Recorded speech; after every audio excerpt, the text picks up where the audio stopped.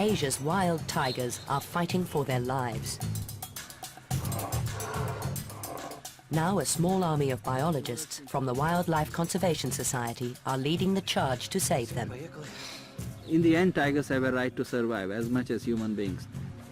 With fewer than 7,000 of the big cats left, many people think they're doomed to extinction. But these men dare to believe otherwise. So the absolute key to saving the wild tigers is protection. 3 scientists with a passion for tigers. And if we can't protect tigers, if we can't save them, what can we save? The challenges are immense, but with the help of these committed individuals and their innovative strategies, tigers are fighting back.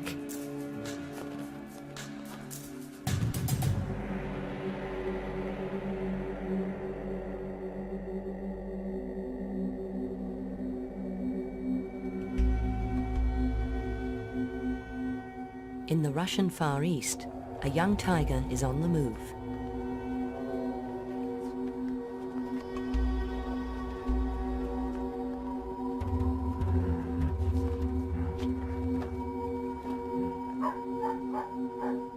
He passes the sleeping village of Ternay, then heads north into the forest.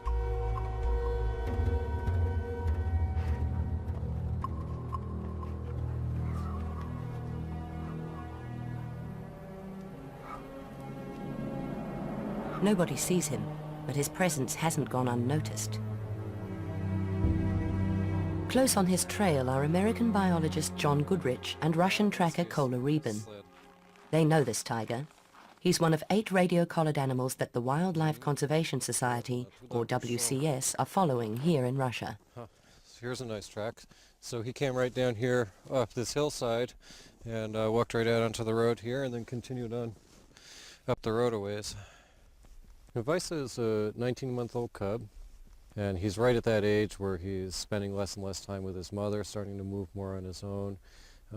And this is the first time that he's actually left his territory. See, he walked right down this road here. That concerns me a little bit. He might run into people. He might decide to go kill a dog or something like that. There are only 350 or so tigers living along this 1,000-kilometer-long stretch of coast in the Russian Far East. But tigers that enter villages are an ever-present danger to dogs, people, and themselves. John will be watching Vaisa's every move to make sure he doesn't get into trouble.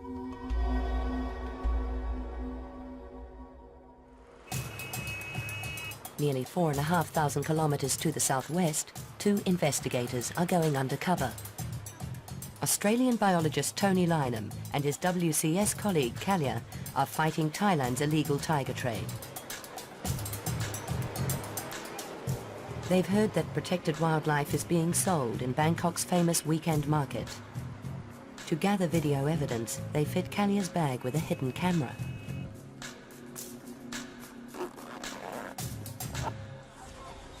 Until just a few years ago, tiger skins and bones were openly on sale here. That business has been driven underground, but Thailand is still the hub of Asia's massive illegal wildlife trade.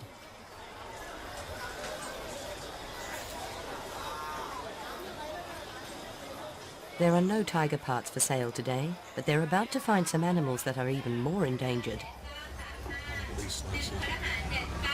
Oh, look at that. What's this one down here? Do you know what this is? Yeah, the star tortoise. That's the star tortoise. Critically endangered species. Critically endangered. Yeah. Their video footage will eventually help the Forest Department prosecute the traders. But tomorrow, Tony heads deep into the jungle to help stop this illegal trade at its source.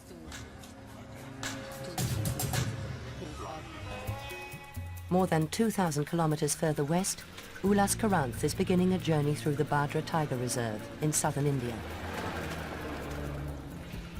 Ulas has been studying tigers for the Wildlife Conservation Society for more than 14 years. He knows more about India's tigers than almost anyone else. I got interested in tigers at a very young age. I was fascinated by tigers, but I was training to be an engineer.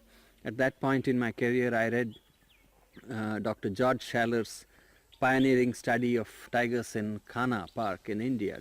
it triggered this passion in me, said this is what I really want to do in life. So I retrained myself from being an engineer to a wildlife biologist and eventually ended up working with WCS, where Dr. Schaller also works. The Wildlife Conservation Society, headquartered at New York's Bronx Zoo, uses science to spearhead its battle to save tigers. Biologists like Ulas are at the front line, gathering intelligence about these elusive big cats. Tigers are one of the most difficult species to study. Their scarcity is the single biggest reason. Then they live in extremely dense cover. And they're very secretive. They tend to avoid people. So all the combination of these characteristics makes it very, very difficult to study them. So you're kind of clueless wandering in the forest and you have to pick on every little thing, and tracks are extremely useful tools for finding out whether tigers are in a place or not. We see these tracks facing in all different directions, and that's because the tiger has come first, had a drink, turned around, come out, and then reversed into the water to cool off. For Ulas, understanding tigers and trying to save them go hand in hand. In the last century, Asia's tigers have disappeared from over 95% of their former range. Now less than 7,000 survive in just 14 countries. WCS works in 10 of these, from India, across Indochina, to the Russian Far East. There are those who said in 1993 that the tiger would go extinct by the year 2000. I was one of the skeptics. I said, no, that's not going to happen. Ulas knows there is no magic bullet to save tigers. Each country has to come up with its own rescue package, but he believes there is good reason for hope.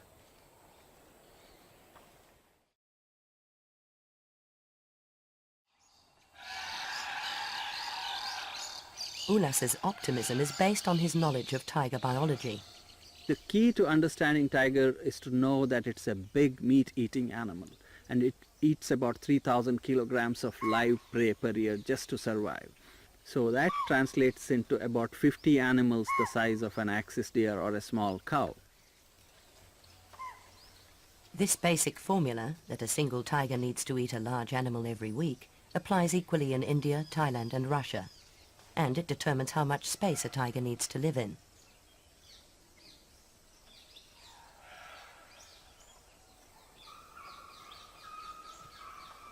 Bhadra Tiger Reserve is in southern India's western Ghats.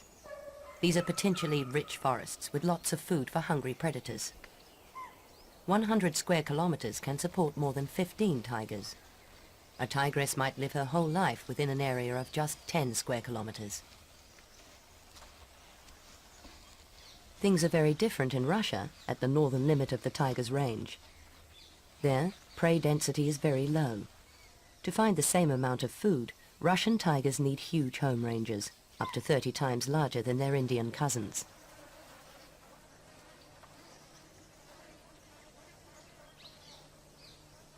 Here, sambar deer, cheetal deer and wild boar are high on the list of the tiger's favorite foods. So too are gaur, up to a metric ton in weight. These wild cattle are a feast, fit for the king of the jungle.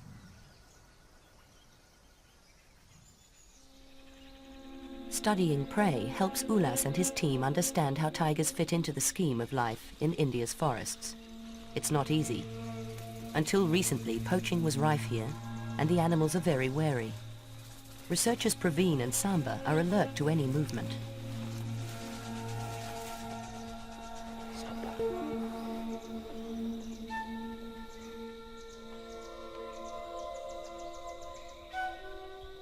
This frontline survey is identifying how much food is out there for the world's largest cat.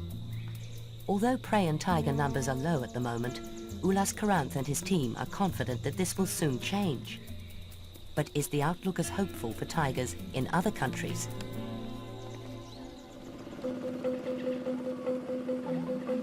Thailand is a tiger country with its own unique challenges and opportunities. Biologist Tony Lynham is on his way to a park the locals call Balahala.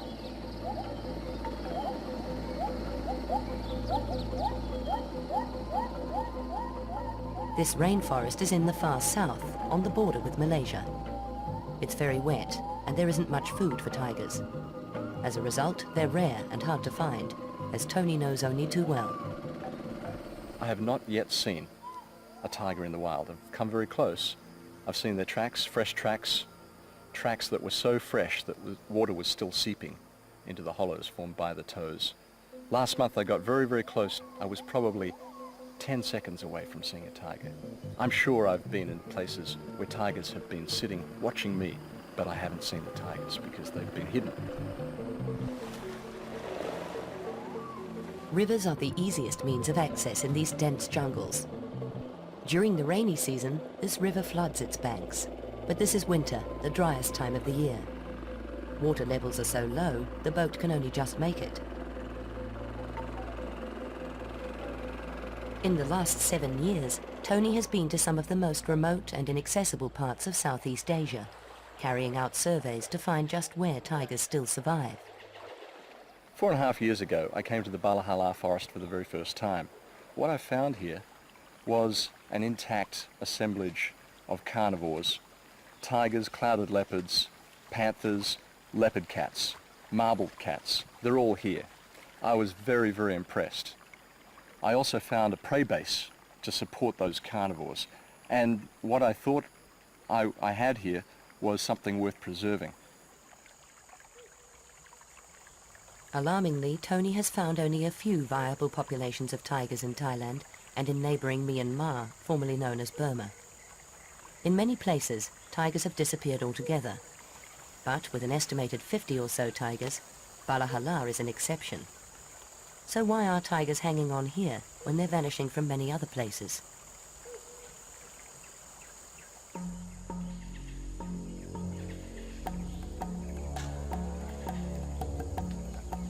Deep in the forest, Tony has met up with an old friend and ally.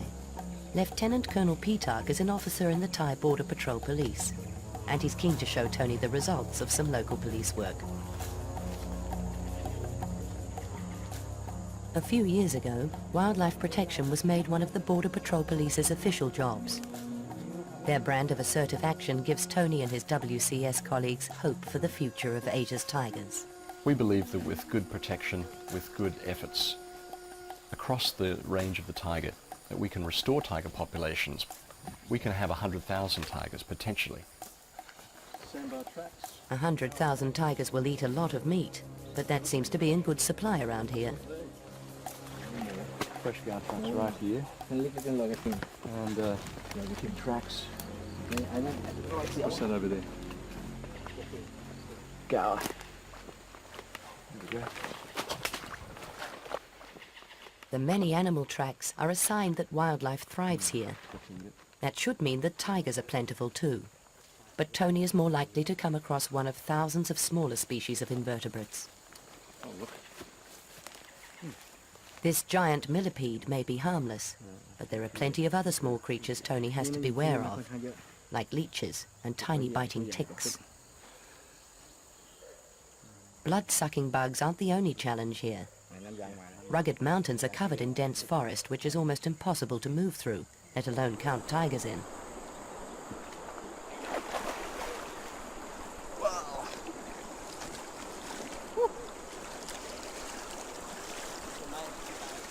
Being constantly wet is another of the many discomforts of this job. But it'll all be worth it for a tiger sighting. Say Mark.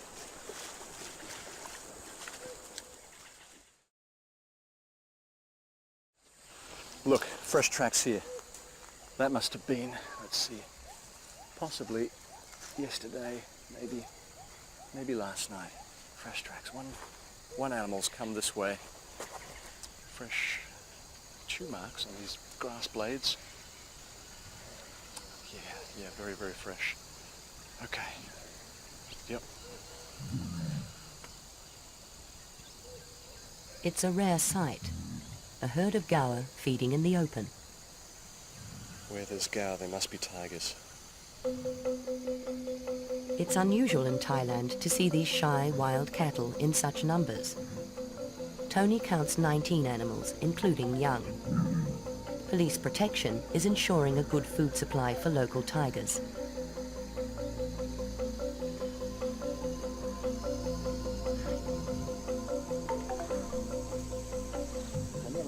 But the big cats aren't the only ones feeding well in this jungle.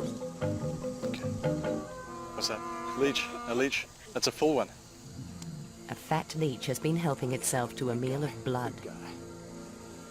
You can look. Yeah, he's full of blood now. All right. Look at that. Cunla. Kinlo cun. These yellow striped ones give a bite that is very, very itchy for weeks. Nasty piece of work. Okay. In the wet jungles of Thailand, it's small animals, such as leeches, that are the biggest hazard of the job.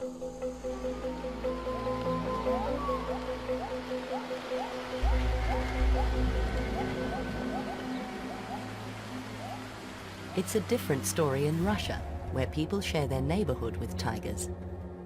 On average, we usually get maybe 2 problem tigers a year, and that being a tiger that's coming into a town killing dogs or killing livestock, something like that.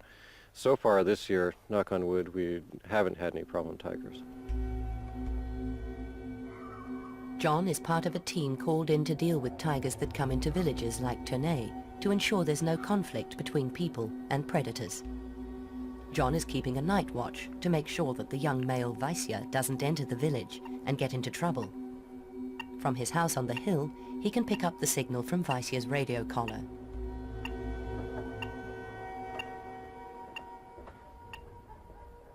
For the early part of the evening, the inactive signal shows Vaisya is lying down, probably asleep.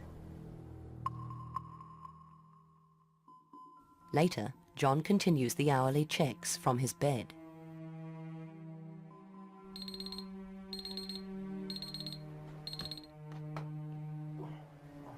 His vigil could save a life. 2 years ago, a tiger walked right through Ternay. It passed within 100 meters of his house, killing and eating a neighbor's dog.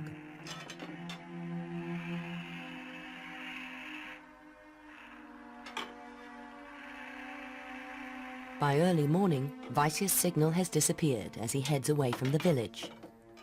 He has avoided people trouble, but John still has reason for concern. Adolescence is the riskiest time of a tiger's life. Young Vaisya could meet larger males and get into dangerous fights. Vaisya is now well out of range. Siberian tigers have enormous territories. To find enough food, they must travel great distances. Tigers can cover a tremendous amount of area in the course of a day. On average, they probably move maybe about 10 kilometers per day, but they can move 20 or 30 kilometers in a 24-hour period. Once or twice a week, we fly in a plane in order to locate all of our tigers, and that's because most of the areas that we work are so remote, and tigers cover such large areas that it's very difficult to find them. Many of the areas don't have any road access, and to go out on foot and cover an area of, say, 1,000 square kilometers to try to find the tiger is nearly impossible.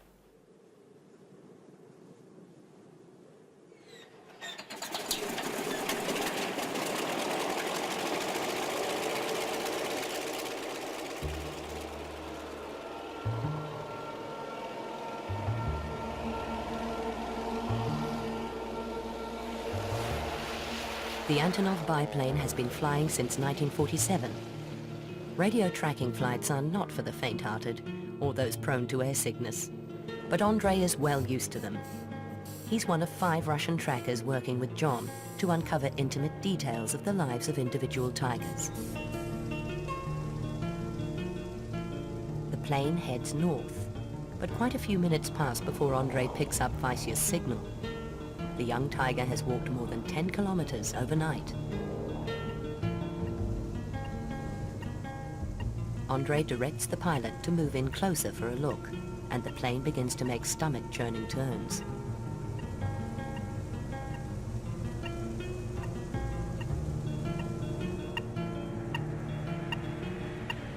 Then he sees Vaisya. This is as close as the team usually get to their study animals. John still remembers his first tiger sighting 8 years before.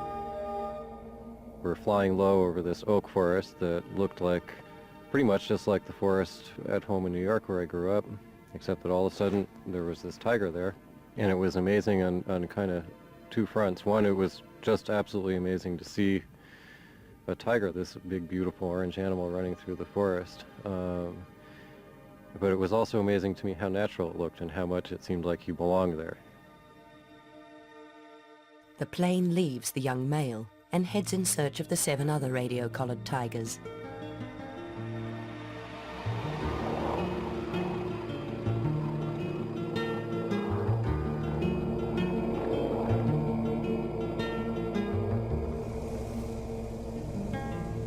They see lots of red deer.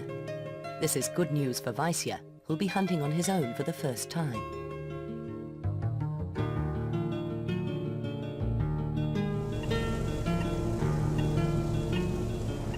After 5 more minutes, they find Olga.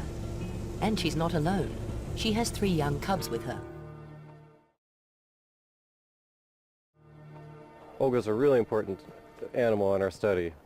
She's been radio collared for 11 years. We captured her when she was 1 year old, so we know exactly her age. We know that she's 12 years old. We've monitored her through 6 litters. She'll give us wonderful information on the reproductive lifespan and the overall lifespan of a tiger. Because they're so difficult to study, there are many unanswered questions about tigers. How long, for instance, does a wild Siberian tiger live? And how many cubs will a female produce in her lifetime? These are basic questions, but John and his Wildlife Conservation Society colleagues across Asia are only just beginning to answer them.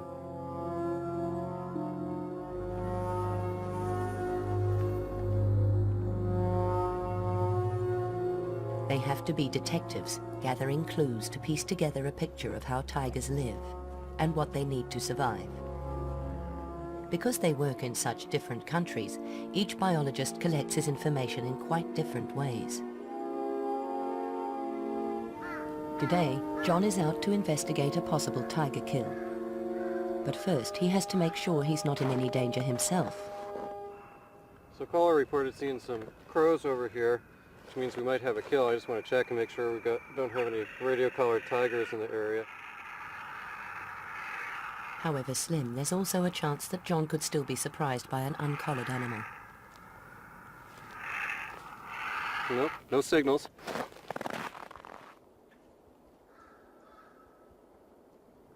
You very rarely see tigers, and part of the point of using radio telemetry is so that you can monitor tigers from a distance and you don't have to disturb them. So when I'm working in the field all the time, I see a tiger maybe once a month, and every time it's such a thrill. What's the D?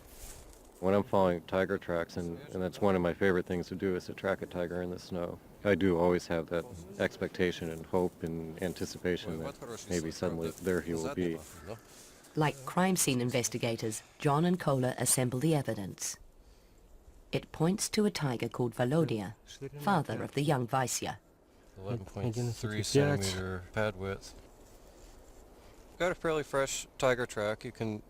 You can tell that it's been since the last snow. It's an adult male sized. Volodya left an area to the north 2 days ago and then disappeared. We're not sure where he is now. Haven't heard his signal. Пойдем дальше. Да, пошли посмотрим. Volodya is the dominant male in this area, which is why the newly independent Vaisya has left, to try and find a territory of his own.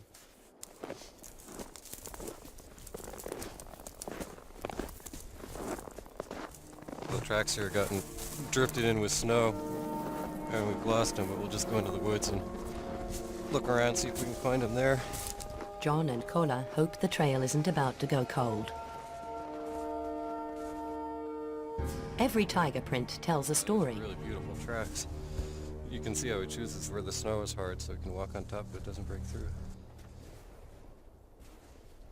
John Goodrich and Kola Rybin have become experts at tracking Siberian tigers in the winter snow. Интересный, смотри, такой. Вверх идет.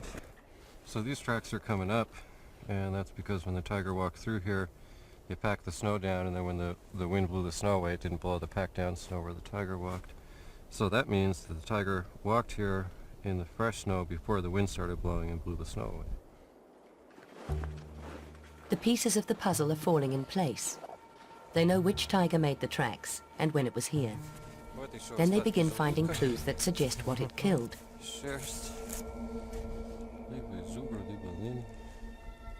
So we got some blood here and stomach contents, and some hair that's either elk or sika deer. It's fairly light color. It's probably elk.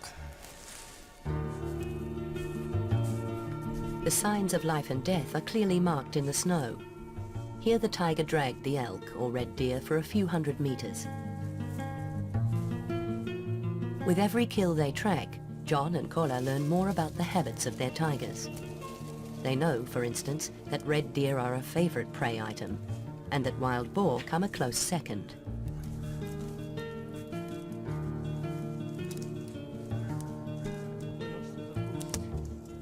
A pile of hair and a few bones confirm their suspicions.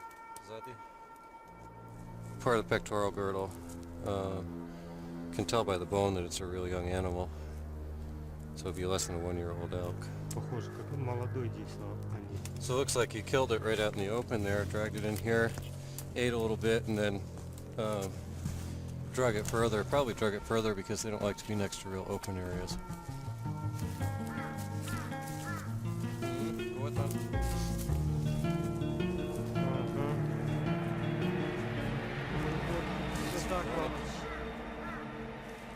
Finally, they find the frozen remains. Less than 10% of a tiger's hunts are successful. This was a well-earned meal. See how honesty. Got a elk calf. See tooth marks right here in his throat. Pretty much everything here is eaten. Just got a pile of hide. A little bit of meat left on his neck that the tiger didn't eat.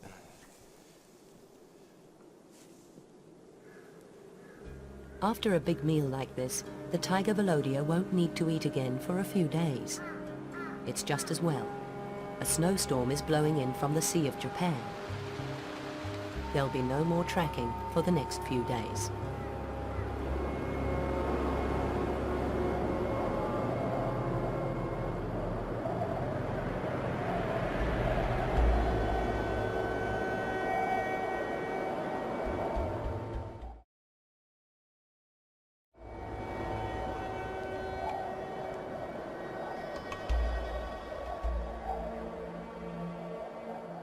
For a few months each winter, John has a unique opportunity to get to know individual tigers' daily habits from tracks they leave in the snow. Ulas Karanth can't do this in India's forests. Because they work in such different countries, John and Ulas tailor their research to suit local conditions. In recent years, Ulas has concentrated on the bigger picture, comparing different tiger populations across India.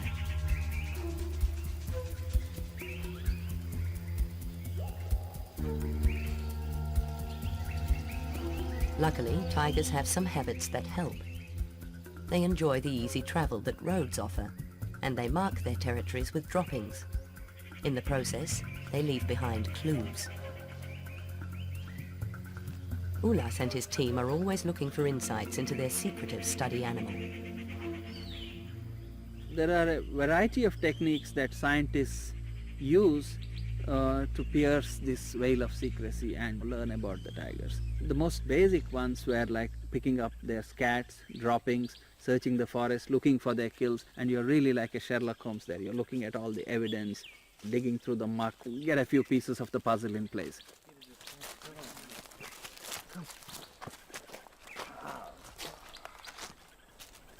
Looks like a tiger scat. The quantity shows that it's a tiger scat. Oh, there's a name. Looks like a bear. Yeah, that's right. The tiger has probably killed a bear and eaten it. I had to collect 1,500 of these cats, and it was a terrible job cleaning it all up, but in the end it was very useful.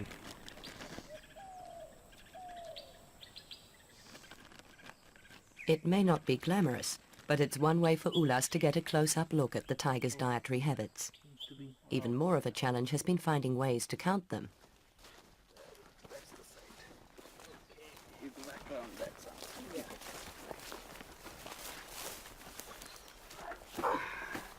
I got interested in the idea of monitoring populations of tigers, and this has been a very difficult challenge. Really, counting tigers, is more difficult than looking for needles in a haystack. because they're so scarce, they're so secretive. And in a vast country like India, even in a single reserve, it's very difficult to count tigers. To maximize his chances, Ulas carefully chooses a track which is likely to be a favored tiger route. No, you need to wrap it a little more carefully. This is a camera trap. 2 small cameras and an infrared beam. A passing tiger triggers it to take a self-portrait, one of each side of its body. Okay. Tigers are uniquely marked. I didn't have to go and paint my tigers. They had these body stripes or barcodes or whatever you call written on them. It's basically 2 or 3 things you look for. Position of the stripe on the tiger's body, its shape and its size. And once you get that, it's like barcoding you find on a library book. Tigers are like big barcoded library books walking around. You know, people think camera trapping is some high-tech method, and to identify tigers you have to be an expert, some kind of an Einstein. No, it's very simple. My daughter could ID them when she was 12 years old. So far, Ulas has photos of 7 individual tigers from Bhadra. From that, he estimates the park is home to fewer than 20. It doesn't sound like a lot, but it's a number he expects will soon increase.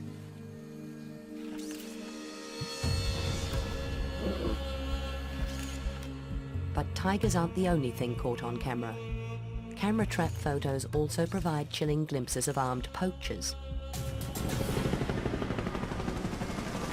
Right across Asia, war has been declared on poaching. In Thailand, Tony Lynham has teamed up with the Border Patrol Police. Pitak and Tony are heading to a conservation boot camp, where Balahala's Border Police and forest rangers are training for the offensive. This is one of the few forests in Thailand that has complete protection. It's very, very unusual to have a forest that is in such a good condition as this forest. 10 years ago, the Queen of Thailand asked the Border Patrol Police to protect her park. The high numbers of tigers and gaur here now are proof that their tactics work. Tony knows that the future of tigers lies in the hands of local people, such as Pitak.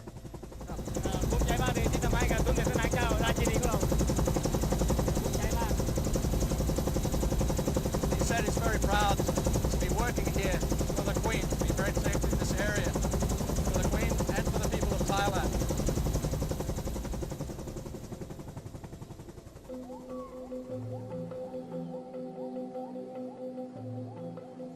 The week-long training camp that Tony and Pitak are flying to has been organized by the Wildlife Conservation Society to help its partners in the fight to save Thailand's tigers.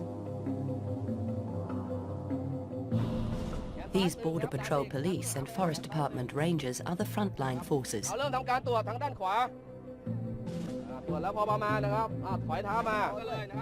The rangers are learning how to defend themselves and how to safely make an arrest.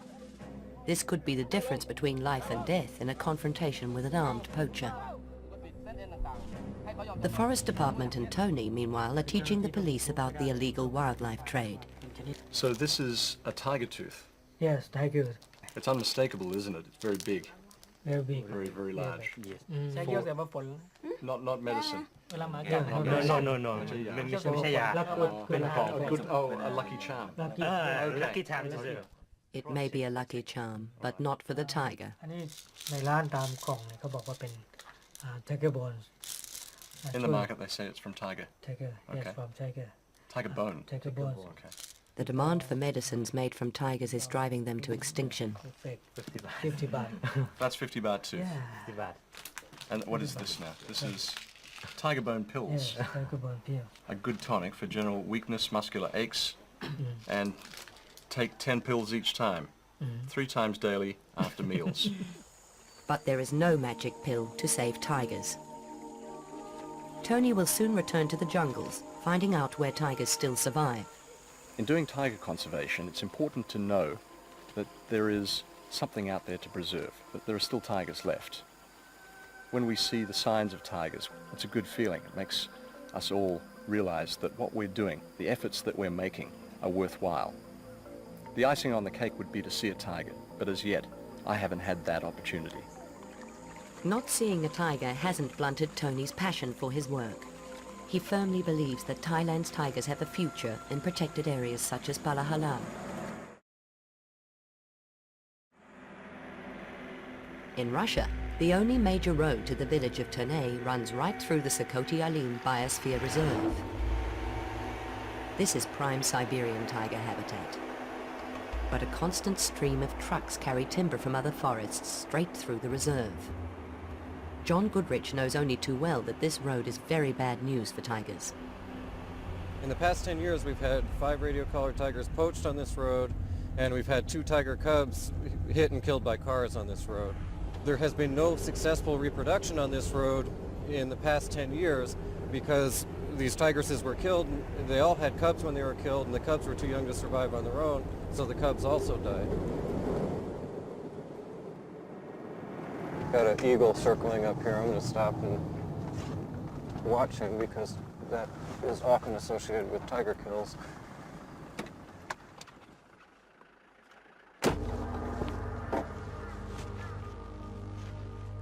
John hopes the eagle isn't circling the body of one of his collared tigers.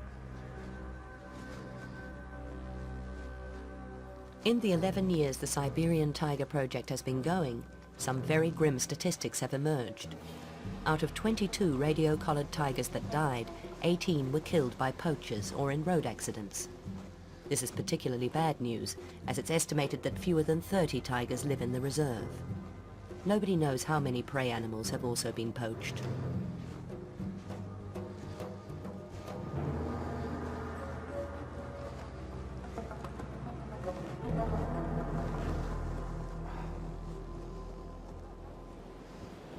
It's a young male Sika deer,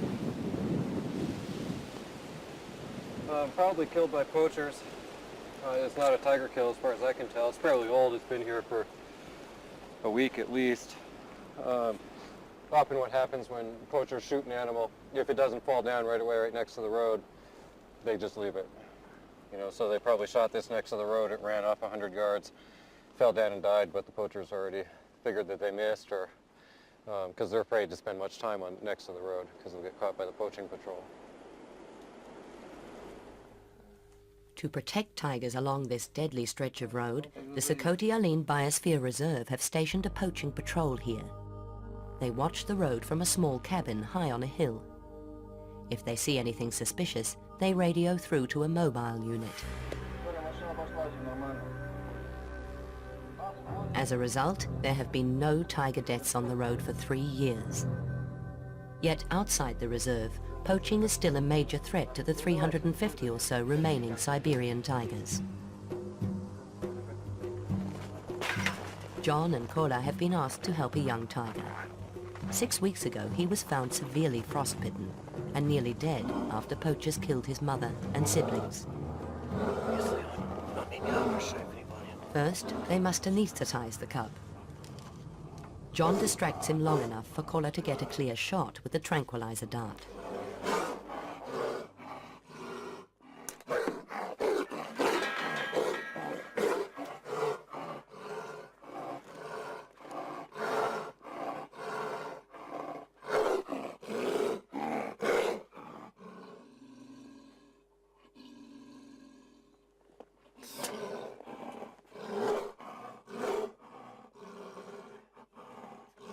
John and Kola have done this many times before. It's the same procedure they use to put radio collars on wild tigers.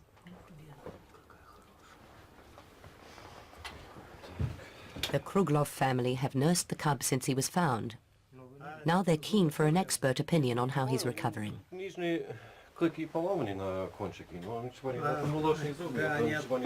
report that when the tiger was brought to them, he was suffering severe frostbite to his feet and face. His jaw was frozen so solid they could knock on it as if it were a piece of wood. He's got an abscess on his chin from the frostbite, but that should heal up okay.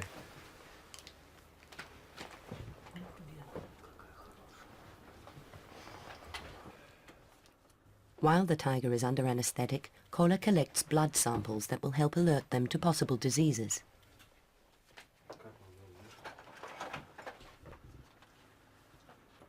One of the things I've been doing here is feeling his muscles and his bones and along his spine and his rump here. See how much fat he's got on him. He's in good shape. Good blink reaction from him, so we're going to give him a little bit more here. The cub is starting to come out of the anesthetic. The team move quickly to give him more.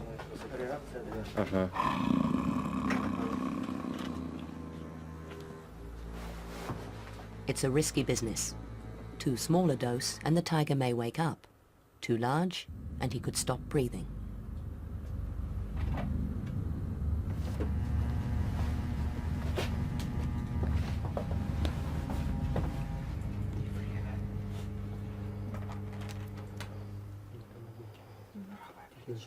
Edward had some concerns that he seemed to be having some trouble with his back legs, but there doesn't seem to be any problem. He seems to be moving just fine.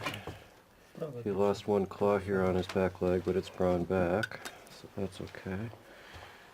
His progress is carefully documented. But there's another reason for the photos.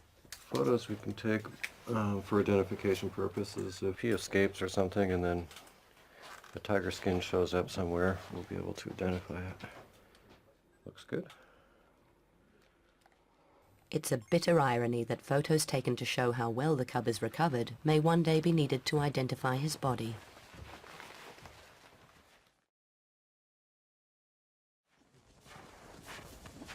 The checkup is complete, and John is very pleased with how healthy the cub is.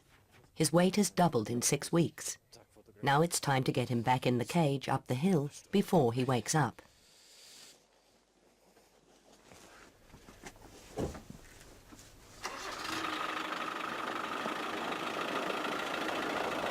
He's growling. You can feel it in his chest.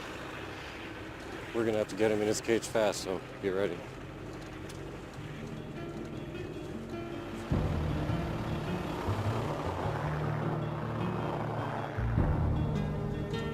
With so few left, every wild tiger is important. This is one tiger encounter that John would prefer not to have had. Although he's healthy, this cub is probably too young to survive on his own in the wild.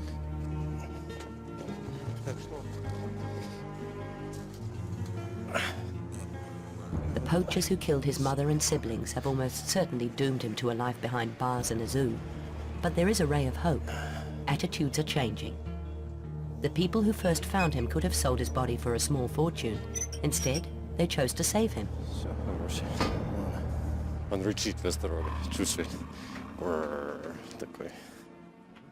And in densely populated India, there is also a ray of hope for Badra's tigers.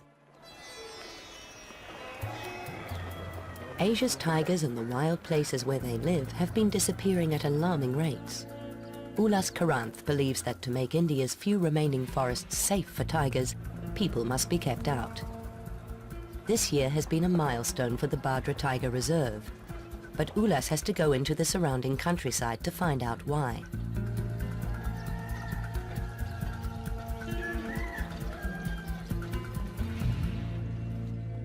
Until a few months ago, 730 families lived in Badra. As an incentive to relocate out of the tiger reserve, the villagers were offered land and new homes by the government. Ulas and Girish have been strong supporters of the relocation, and they're here to find out how people have found the move. Ulas understands that to save tigers it is also important to look after local people. What has happened here seems to be benefiting both. Vegetables, if they want to market, the people vendors who come here and sell. As well as new homes, the villagers now have a school, and they're growing better crops than they ever managed inside the tiger reserve. He says one of the main things is the damage from animals has come down, so because of that he's getting better crops. Hungry elephants no longer raid their rice fields and sugarcane groves.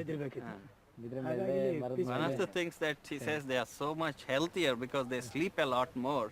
Once they had crops there for 6 months a year, they couldn't sleep at night. They had to guard the crops, and they don't have to do that, and they're really sleeping well these days.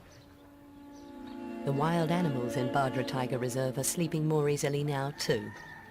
The 16 villages that used to fragment the park have gone, and without people there will be less poaching.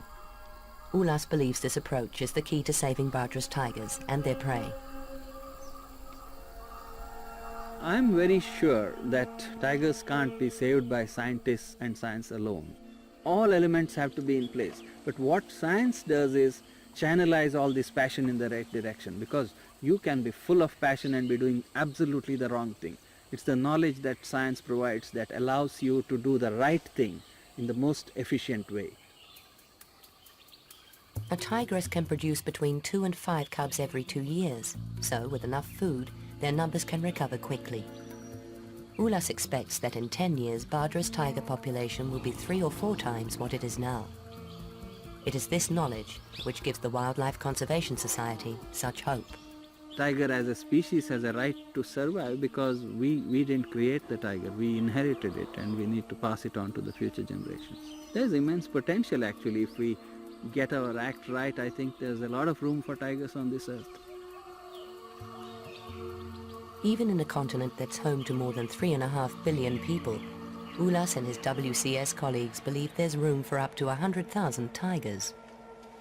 Their ambition is to see tigers thriving, whether they live in India, Thailand, or here in Russia. Kola and Vladimir are returning from another day's tracking. It's been a good winter. All the Siberian Tiger Project's radio-collared tigers have survived. No problem animals have come into villages. And there's more news. After a few days on his own, the young male, Vaisya, has returned to the security of home. Вася искал свое семейство. Да? Да. Нашел следы Лидины, мамы, и начал. Ветер задувает следы, не видно. They were just tracking Vaisa, who apparently came back across through Ternay last night and then came down here and was looking for his mom and his sister, and he was following their tracks. But he'd come to these places where the wind had blown the snow clear, so Vaisa would lose the tracks, and he found a tree that his mom marked and found the tracks again, then he'd lose them and look. But eventually they met up and they're all together now. In a country where so many tigers are killed by poachers and road accidents, it's a rare thrill for John to see a tigress raise 2 cubs to adulthood. His work has shown that Siberian tigers need such big territories, it's just not possible to fence them in. In this vast wilderness, people must be willing to live alongside tigers. But John is positive. There's a tremendous amount of very wild and pristine habitat in the Russian Far East. So I think there's a lot of hope for Siberian tigers. Tigers are these magnificent animals, and they're one of the most well-known, most charismatic animals in the world. Everybody knows what a tiger is. And if we can't protect tigers, if we can't save them, what can we save? From the snows of the Russian Far East to the humid jungles of Thailand and the dry forests of India, the challenge is the same. To give tigers food, room and protection to ensure they have a future. Each country is tailoring its own rescue package to suit local conditions, and Wildlife Conservation Society biologists are leading the charge, united by a common passion, to give tigers a fighting chance.